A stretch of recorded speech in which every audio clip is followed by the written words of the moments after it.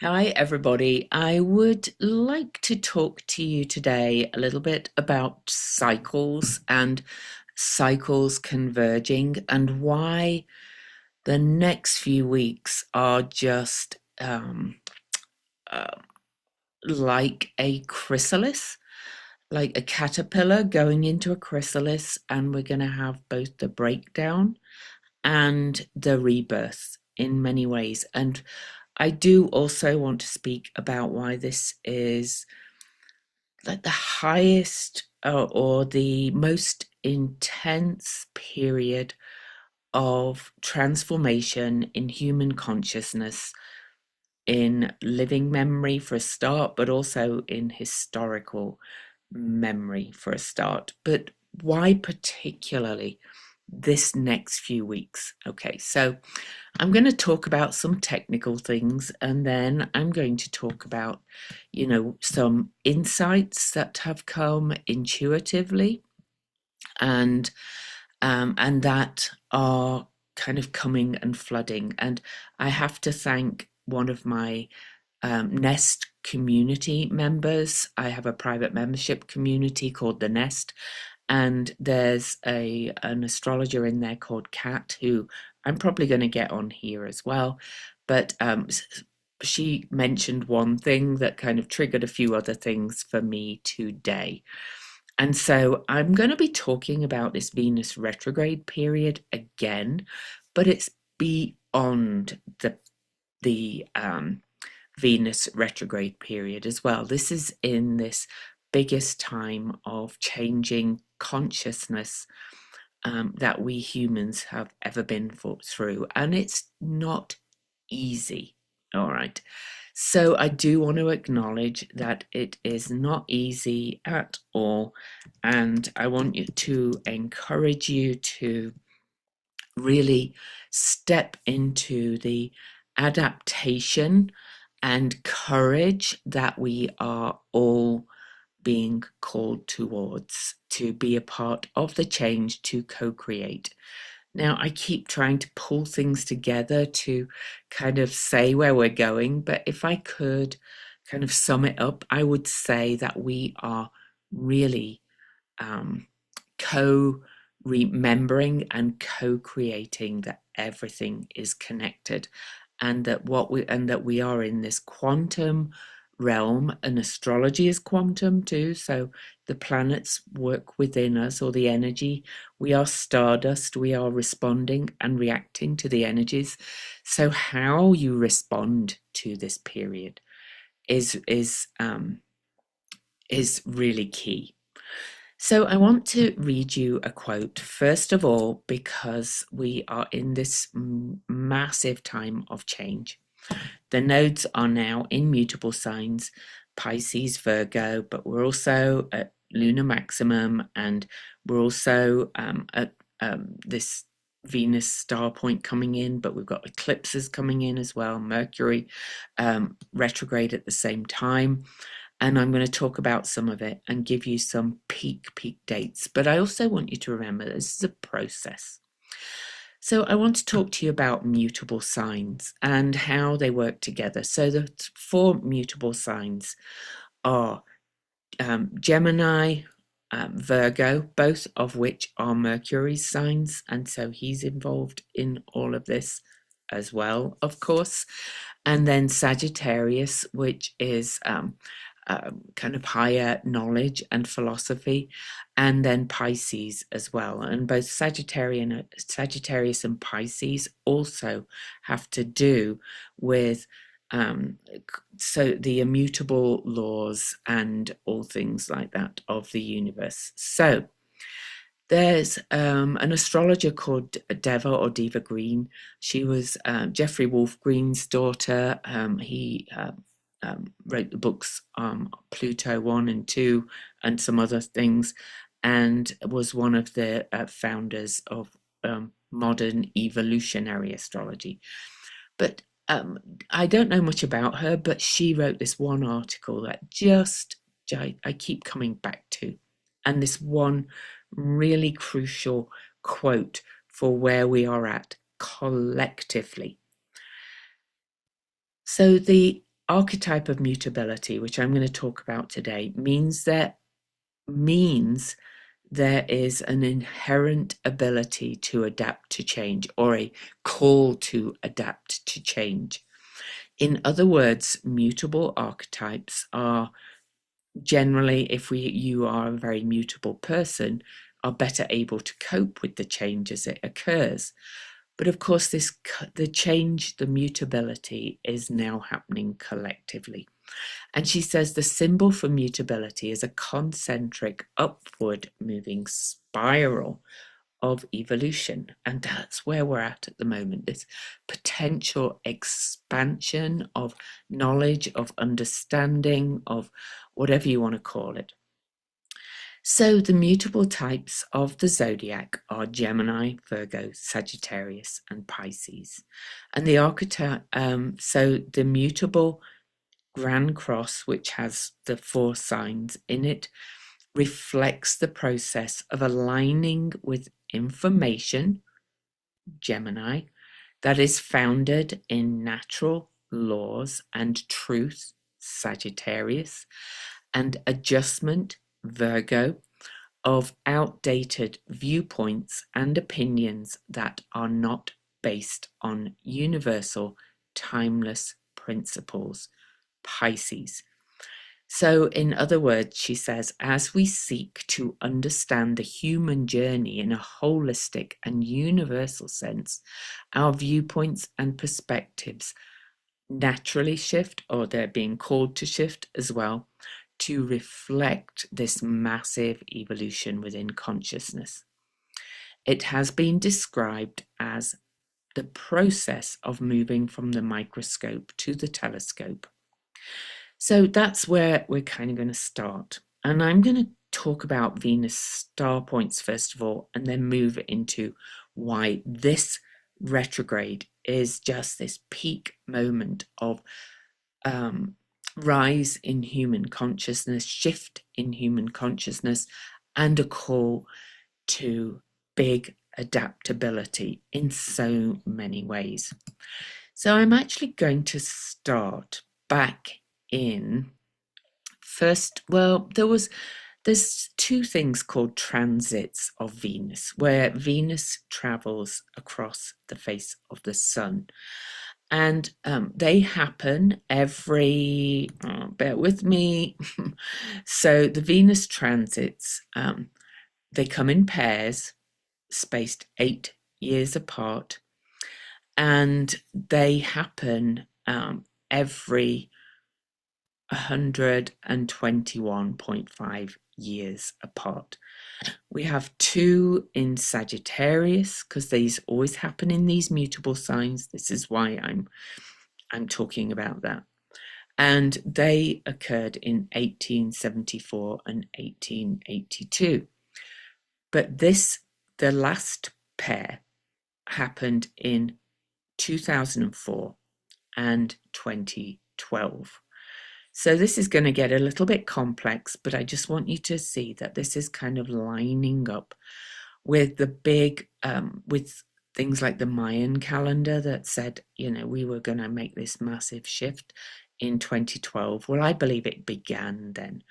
So as I mentioned, the last transit of Venus was in 2012. So let's go back to 2012, and I'm going to share the chart. And I promise this will kind of come together to where we're at the moment. If you kind of take a little bit of notice, I'm sorry, I can't share my chart. Where is that? Oh my God. Oh, screens. There we go. Oh, I thought I was having another technical issue. I've been having them for days. But so in 2012, we had, and we are currently under a Venus star point. Okay. So we had Sun conjunct Venus. And I want you to remember that that the Venus star point cycle acts like an invisible clock, a quantum or a wave energy moving like the heartbeat in the background of big transformation. And these, these transits usually bring big transformation, but this one is occurring with many, many other big things that are happening right now. Okay, so June the 5th, 2012. And I've got some extras here that you might go, what on earth? So I just want you to see that also these planetary nodes are included. I've only included Uranus nodes and Jupiter's nodes because they are directly connected to a lot of what's going on.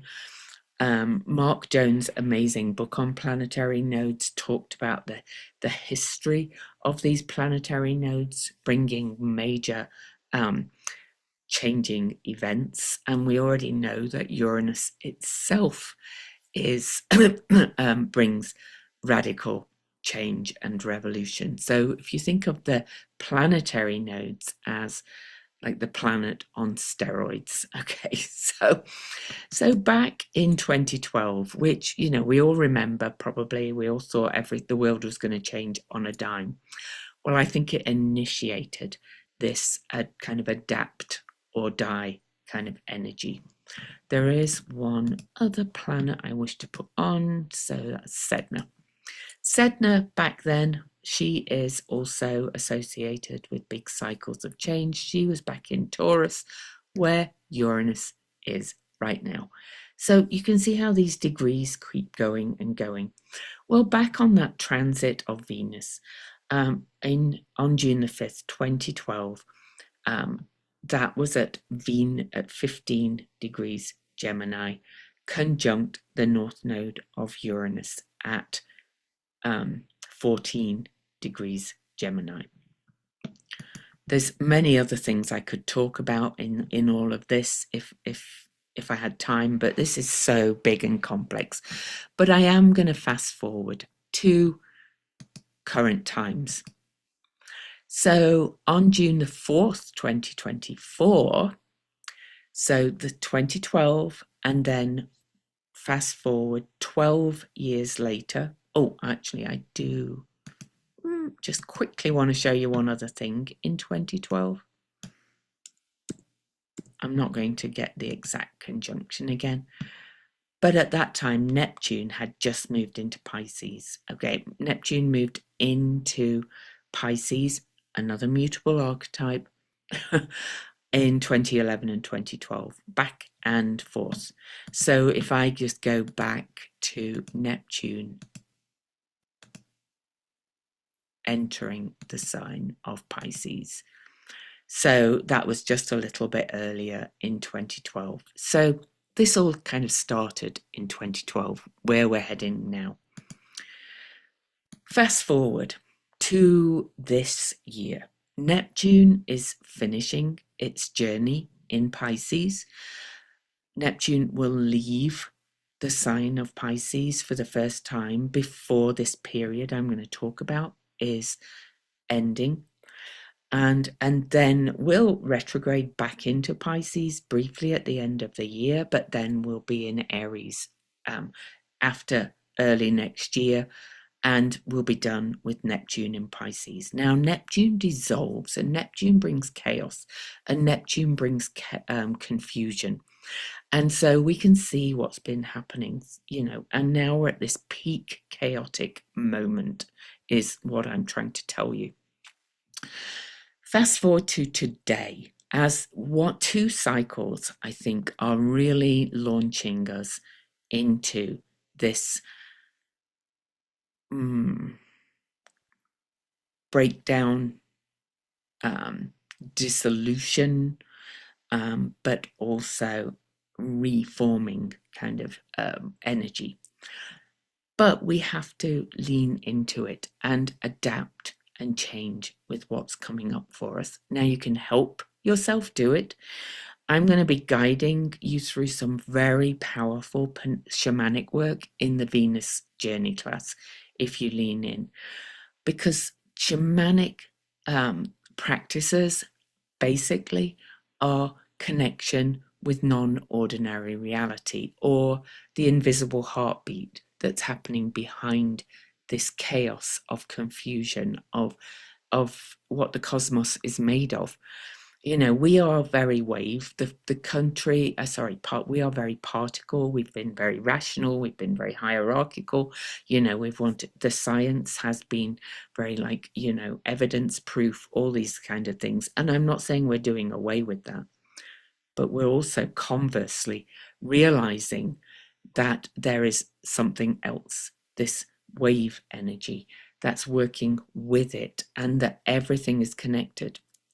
Long story short, shamanic energy taps into combining that mind, body, spirit of the different worlds, the shamanic realms, because everything is within each of us. Okay, every single thing, everything's connected. Plants, the earth, the planets, you, a person on the other side of the globe, other living beings out there in the cosmos, if there are other kind of living life forms, which there probably are, but I don't know what they look like.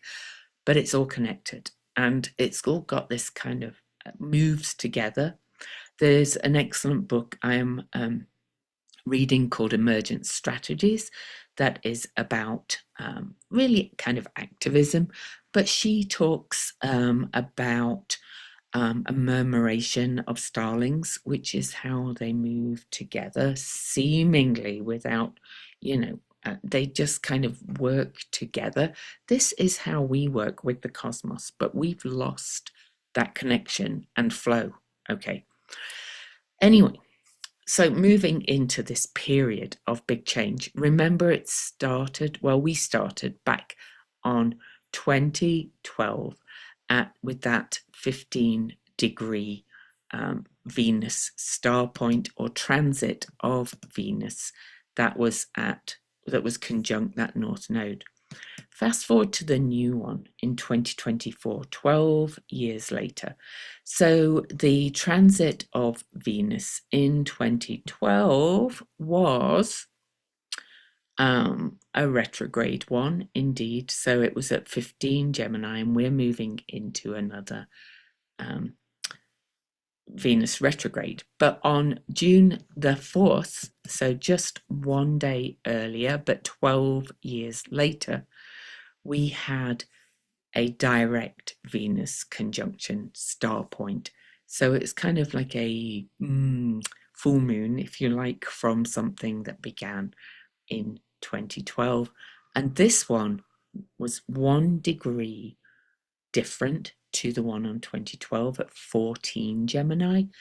And that was conjunct Uranus, North Node, which again was at 14 degrees. And that's kind of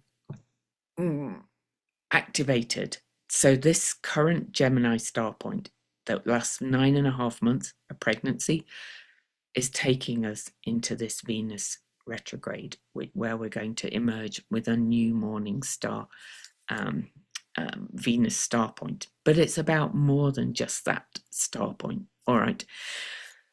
Okay, today. Remember, I gave you all that quote, and I'm going to post the article in the description so you can reread it if you like, about aligning, truths and what was it again? Aligning information, Gemini, found in natural laws and truth, Sagittarius, and adjustment, Virgo, of outdated viewpoints and opinions that are not based on universal timeless principles, Pisces. Fast forward to today. Okay, we have today we have a last quarter moon, which is a crisis in consciousness, according to Dane Rudhyar, and this is at 2 degrees Sagittarius Pisces. We also have a Mercury Jupiter square, and Mercury is the guide for both Virgo and Gemini, 2 of these mutable archetypes, and square Jupiter, and Jupiter is the guide for both Sagittarius and Pisces, the other 2 mutable archetypes. And so with Jupiter as the guide for Sagittarius and Pisces, that is all about those higher natural laws and universal principles. Okay, so this is about expansion of those and moving into those because we have lost touch with it. We've started to gain it. Most people know about the law of attraction and all that, but there are several so-called immutable laws of natural laws of the universe, and nobody can quite agree on how many, but I think we could all agree there's chaos, cause and effect, which is kind of like that butterfly effect, which is chaos theory, and so on and so forth. And then we have Mercury, the mind, the messenger of the gods, but also a transformation agent and trickster kind of energy. He is adaptable and changeable. Mercury is adaptability in so many ways.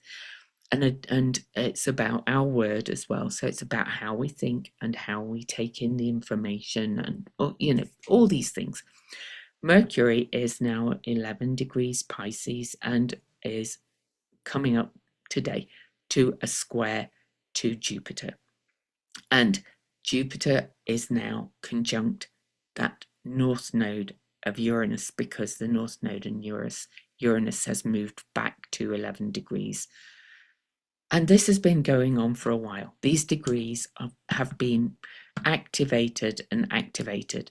But if you remember that this last quarter moon is part of something that began on the last new moon, but also on a new moon at similar degrees back in 2022. This mutable change has been coming and coming and coming, but we're at a peak. And why?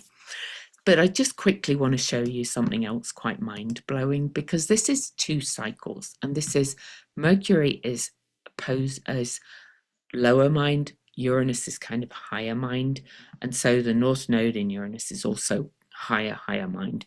Radical, new ideas, information, new, but also that kind of breakdown. Uranus is breakdowns and breakthroughs. Okay, this is, it can be the wrecking ball, but it's also kind of that tower kind of breakdown and then some reformation of the old. So Mercury is now in the closing of this cycle. All right. So Mercury and Jupiter, because they are the co-rulers of these mutable archetypes. This cycle began back in 2024 on the day of that Venus star point at 2 Gemini.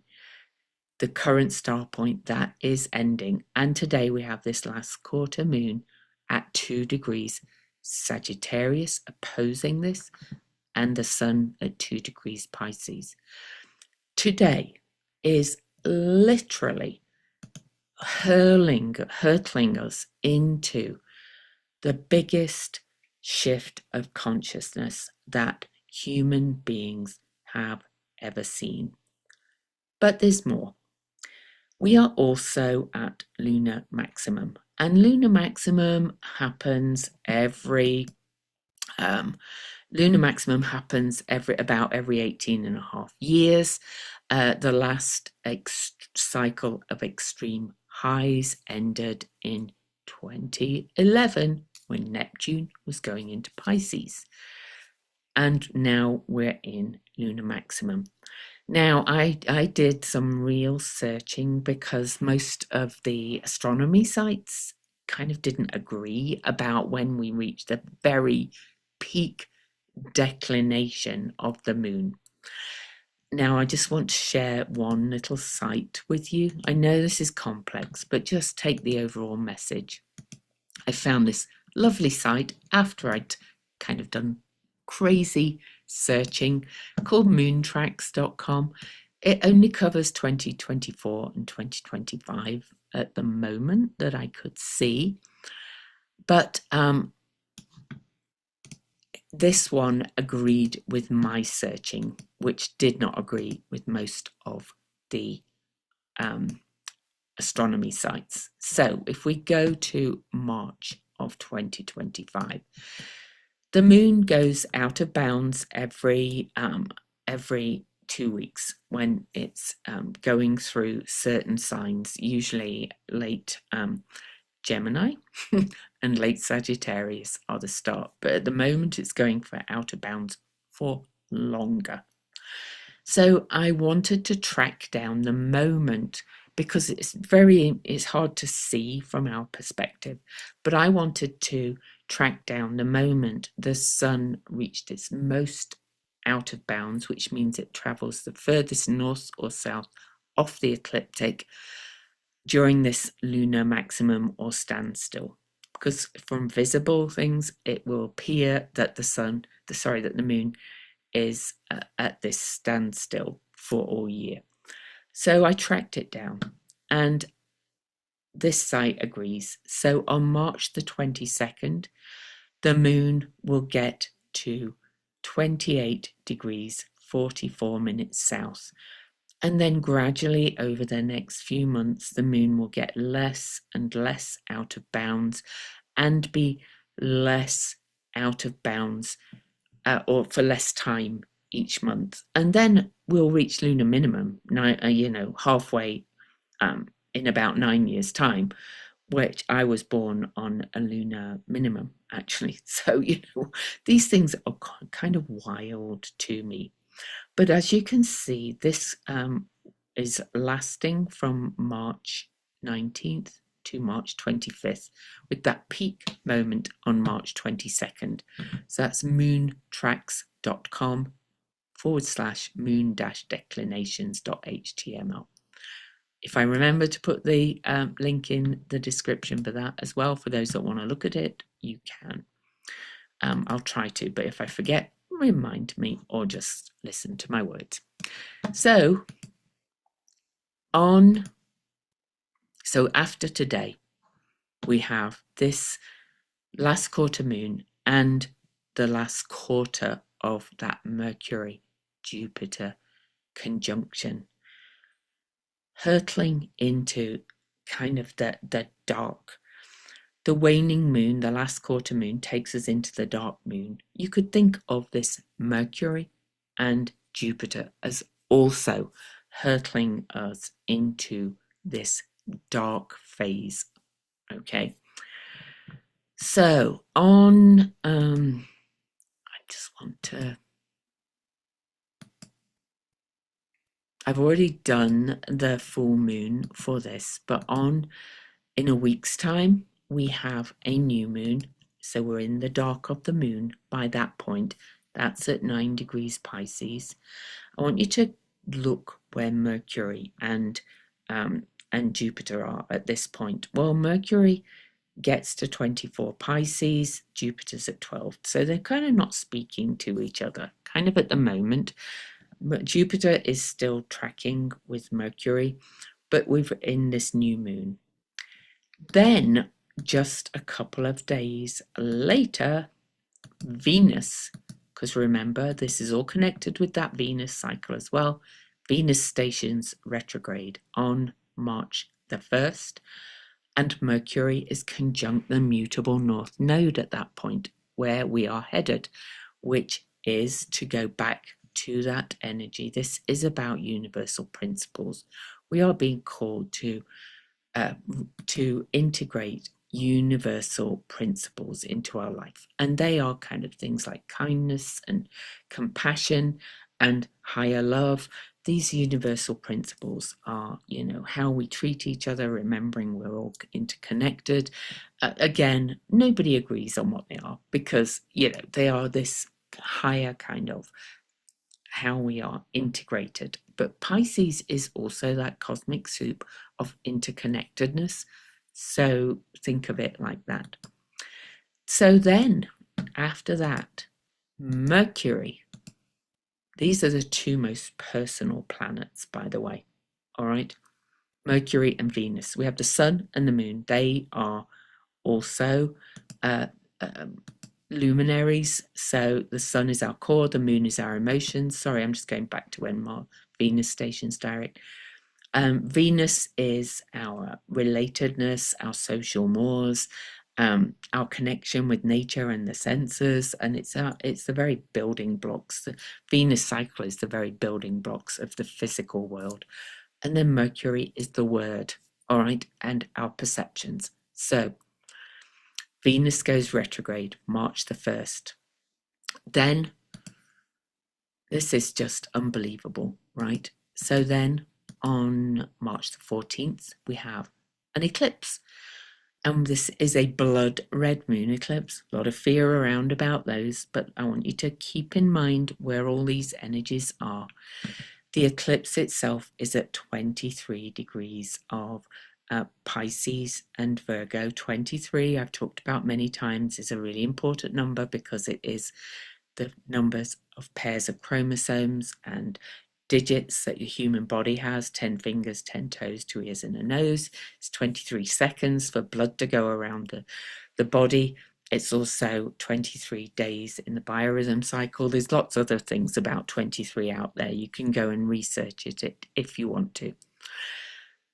And there's more I could add, but I just can't include everything other than to say, look, Neptune is heading towards the end of Pisces and is still square the galactic center. The nodes are square the galactic center, which is in Sagittarius, bringing in that higher knowledge, higher philosophy. This is just wild, you guys. Okay, so this is honestly just... And then Mercury, remember the guide for both Gemini and Virgo. Mercury, the very next day after, under the eclipse energy, still full moon, blood red moon eclipse. Mercury also stations retrograde. Venus stationed retrograde at 10 Aries, Mercury at 9 Aries. Now I'm going to be going over and over this energy in the Venus class, but we'll be working with this energy and this energy of the last sign of the zodiac, the dissolution, and the new beginnings, Aries. And I'm saying this to just kind of say you're not crazy. This is really maddening and confusing, but we are also going to come out of it fairly fast in bigger terms. I'm not saying it's not going to be people do not like change. People do not like this big shift in human consciousness. And I'm saying we're all going through it. I don't think we're going to go back to how we were as humanity ever again. But we have some choice of how we respond to this and what we are co-creating. This is my overarching message, but it starts with each person, okay? And then coming into community, all of those things. So that's March the 15th. Right, then I mentioned, if you remember, that the moon is at maximum declination south on March the 22nd. The middle of the retrograde. This is wild as well, my loves, because I'm just like, oh, how do I tell people that this is so concentrated? The new Venus star point is on March the 22nd, while the moon is at its maximum out of bounds at this lunar standstill. Now, the moon is actually at its furthest declination a little earlier in the day, just to be, precise, but I want to show you something else as well.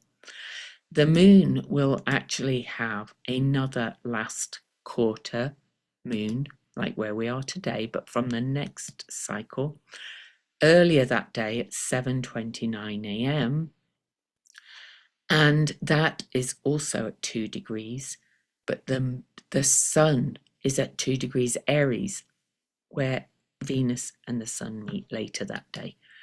And that's pretty much when we're at the maximum of this lunar maximum or standstill period.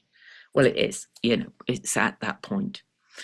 I also want you to notice we have Jupiter's north node now moved back into Gemini, but just hold that space, 29 degrees Gemini. But on this day as well, Jupiter is at 14 Gemini, which was the June the 4th, 2024 Venus star point.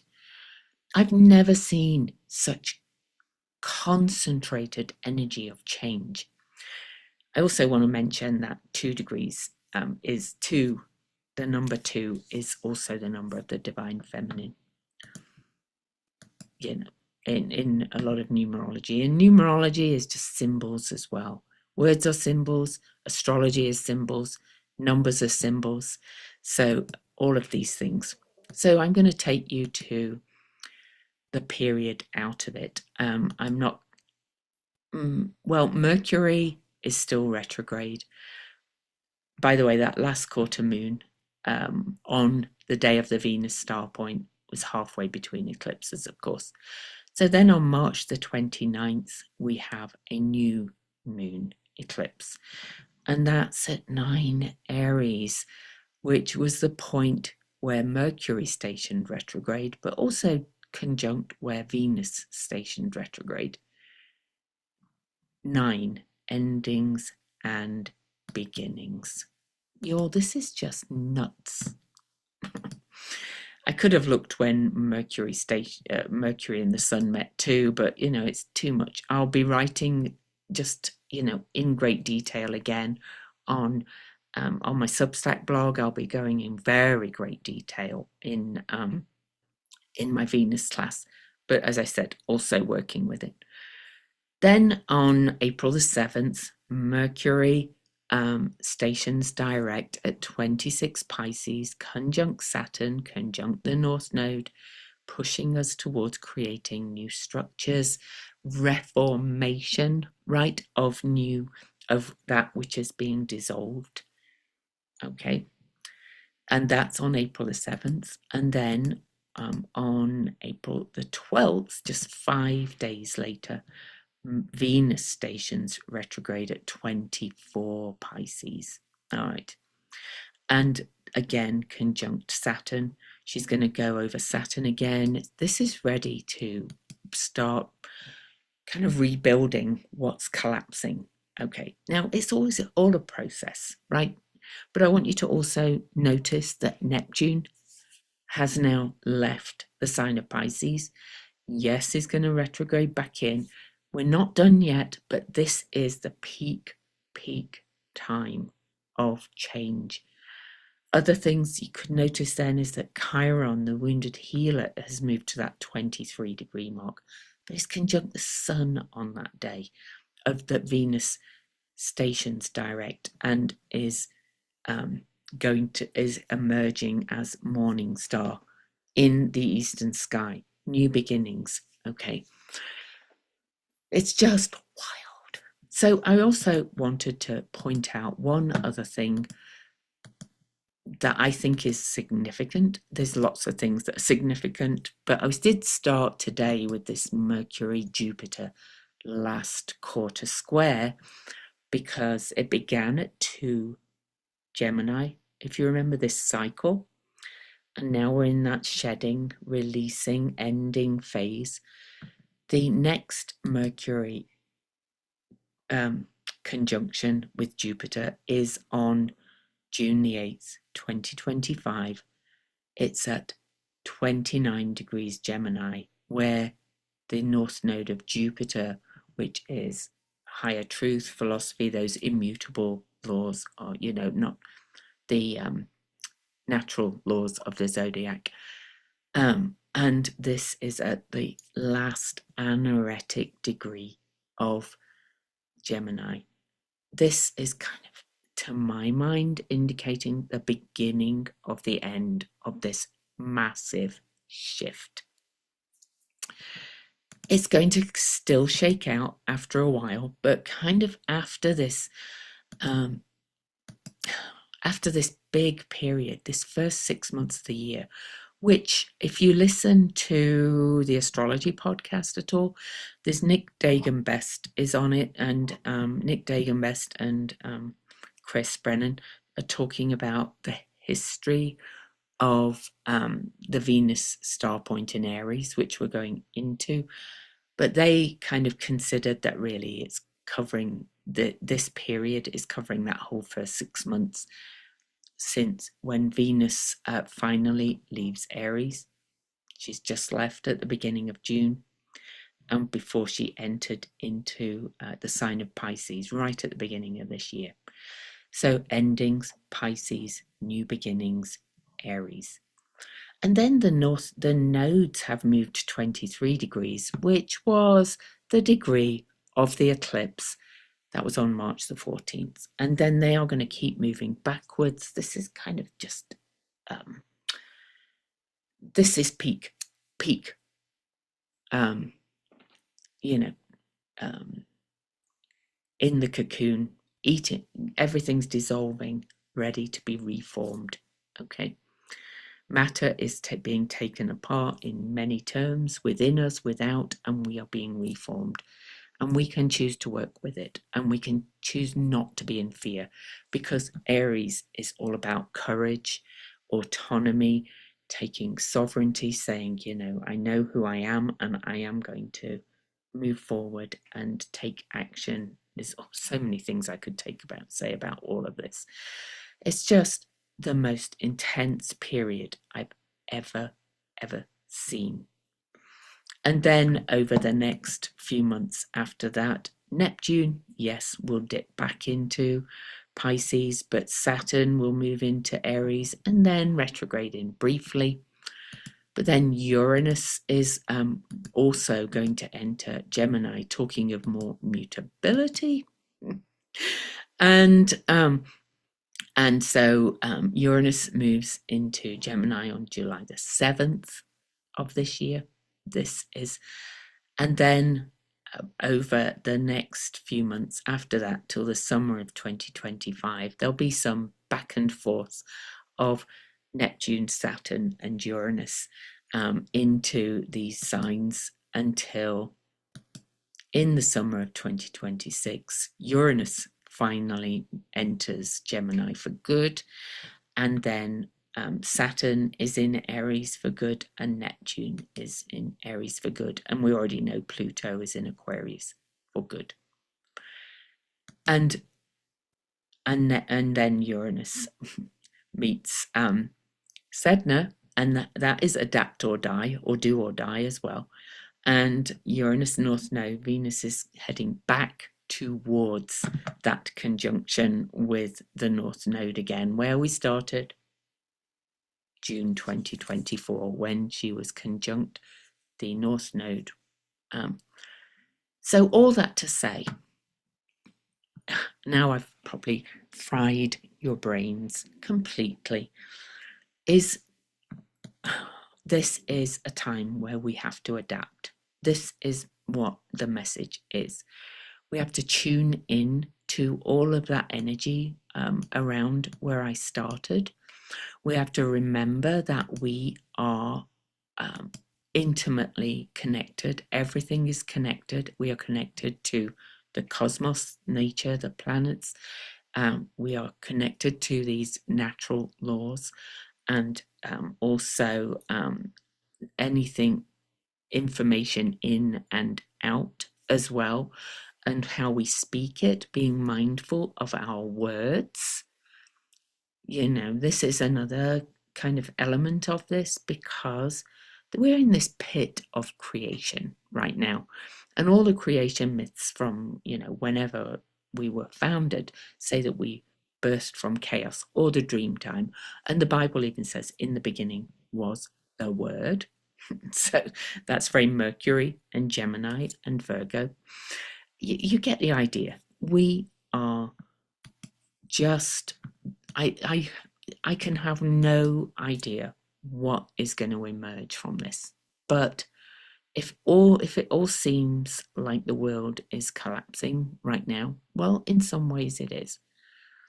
Alliances, how we see each other, but more and more people are beginning to realize that we have to kind of work with each other and with nature. And that's the overarching message about adaptability if we want to survive. So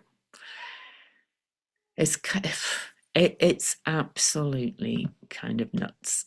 And I'm creating a community with a couple of friends that we are hoping will build and grow, of people that understand this, that we are in this time. We cannot focus on the agents of chaos that are bringing the collapse, like Putin and Trump and people like that. They're playing their role, you know. And know that if we work together and come together in communities and support each other, we can help each other to move through this time of massive change. Some people, there will be some suffering, yes. That's the shadow of this Pisces, this energy. And dissolution is not easy, and change is not easy, but it won't, in the big scheme of things, this period is almost at an end and it's at its peak. The moon is going to start moving back towards lunar maximum, which, yes, happens every, to lunar minimum. But all this is happening together right now. Oh, and we're at solar maximum, of course, as well. So, you know, that's the other side of things. But you know, I don't think we've quite reached it yet. And so does spaceweather.com. So the sun's being a little bit quiet right now as we go into today, as we reach this crossroads, this crisis in consciousness, with Mercury square Jupiter and the moon square the sun. And then when we emerge, you know, I wouldn't be surprised if we've had solar maximum too. So there's going to be breakdowns. It's not easy. It's going to be scary, but we need to support each other. And it's so unprecedented and unknown that I know it's not easy, but it's almost like pointless to fear what is happening and what is coming, because we don't know. You know, it's fear of what might be. You know, what if something better comes through? What if something possible, if we co-create together, and using Mercury mind magic, also envision this brighter future coming together. So, you know, I'm sure I'll talk about all of this again, but I was really called to put this one out there today. I love you. It's a huge time.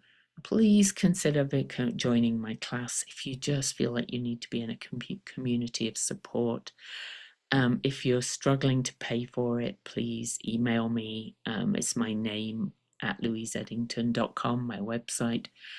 Drop me a message, say why, say what exchange of energy you are able to give if you feel called. I'm always open to that. But I do feel there should be an exchange of energy of some kind, because I'm putting everything into this. I feel like my whole life has come to this moment. I love you.